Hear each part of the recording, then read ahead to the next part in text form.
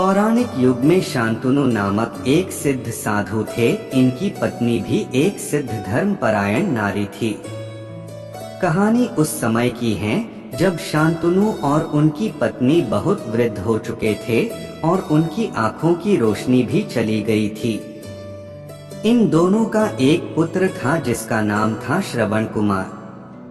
श्रवण कुमार बहुत ही सरल स्वभाव का व्यक्ति था। माता पिता के लिए उसके मन में बहुत प्रेम एवं श्रद्धा थी। वो दिन रात अपने माता पिता की सेवा करता था, अपने माता पिता का बच्चों की तरह लालन पालन करता था।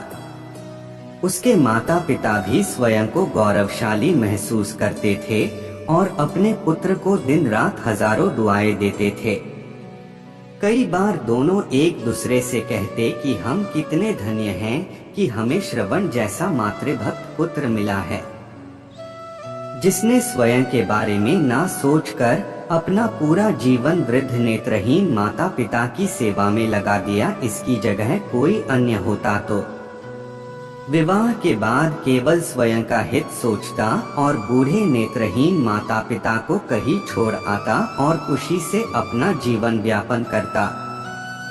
जब ये बात श्रवण ने सुनी तो उसने माता पिता से कहा कि मैं कुछ भी भिन्न नहीं कर रहा हूँ, यह मेरा कर्तव्य है।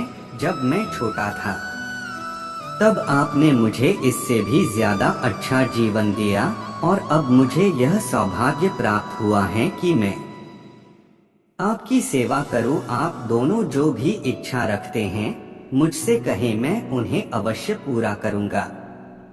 तब शांतनु और उसकी पत्नी कहते हैं, पुत्र श्रवण, हम दोनों की आयु बहुत हो चुकी है, अब जीवन का कोई भरोसा नहीं है, किसी भी समय हमारी आंखें बंद हो सकती हैं।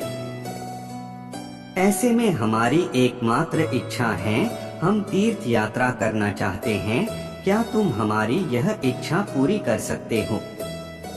श्रवण कुमार अपने माता पिता के चरणों को पकड़कर अत्यंत प्रसन्नता के साथ कहता है, हाँ पिताश्री, यह तो मेरे लिए परम सौभाग्य की बात होगी कि मैं आप दोनों की इच्छा पूरी करूं। श्रवण अपने माता पिता को तीर्थ करवाने हेतु एक कावड़ तैयार करता है, जिसमें एक तरफ शांतनु एवं दूसरी तरफ उनकी पत्नी बैठती हैं और कावड़ के डंडे को अपने कंधे पर लादकर यात्रा शुरू करता है।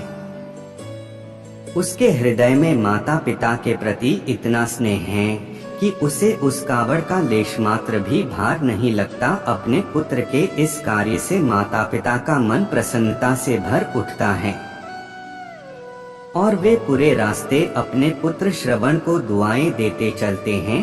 तीर्थ करते समय जब वे तीनों अयोध्या नगरी पहुंचते हैं तब माता पिता श्रवण से कहते हैं कि उन्हें प्यास लगी है। श्रवण कावड़ को जंगल में रखकर हाथ में पत्तों का पात्र बनाकर सरयू नदी से जल लेने जाता है। उसी समय उस वन में अयोध्या के राजा दशरथ आखेट पर निकले थे और उस घने वन में वह हिरण को शिकार बनाने के लिए उसके पीछा कर रहे थे। तभी उन्हें घने जंगल में झाड़ियों के पार सरयू नदी से पानी के हलचल की आवाज आती है।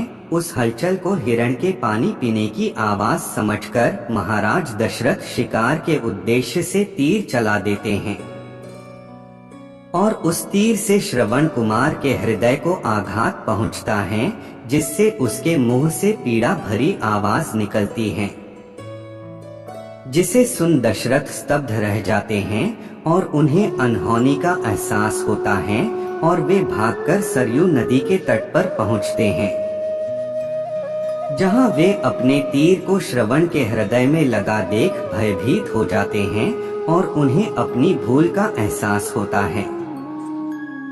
दशरथ श्रवण कुमार के समीप जाकर उससे क्षमा मांगते हैं।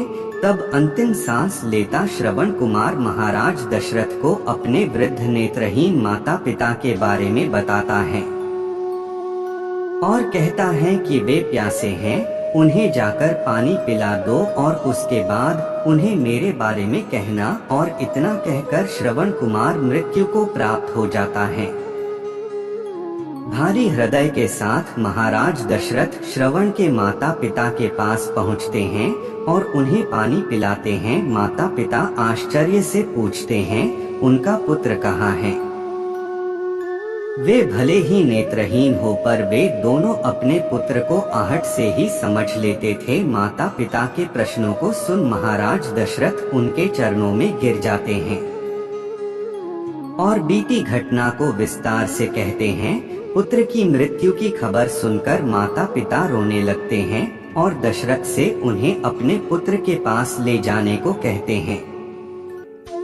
महाराज दशरथ कावड़ उठाकर दोनों माता पिता को श्रवण के शरीर के पास ले जाते हैं। माता पिता बहुत जोर जोर से विलाप करने लगते हैं।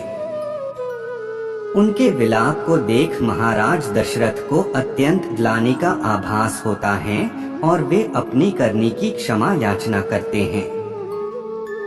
लेकिन दुखी पिता शांतनु महाराज दशरथ को श्राप देते हैं कि जिस तरह मैं शांतनु पुत्र वियोग में मरूंगा उसी प्रकार तुम भी पुत्र वियोग में मरोगे। इतना कहकर दोनों माता पिता अपने शरीर को त्याग मृत्यु को प्राप्त हो जाते हैं। महाराज दशरथ श्राप मिलने से अत्यंत व्याकुल हो जाते हैं और कई वर्षों बाद जब उनके पुत्र राम का राज्य अभिषेक होता है तब माता कैकेयी के वचन के कारण राम, सीता और लक्ष्मण को 14 वर्षों का वनवास स्वीकार करना पड़ता है और इस तरह महाराज दशरथ की मृत्यु भी पुत्र वियोग में होती है। अपने अंतिम दिनों में उन्हें शांतनु के कहे शब्द याद आते हैं और वे राम के वियोग में अपना शरीर त्याग देते हैं।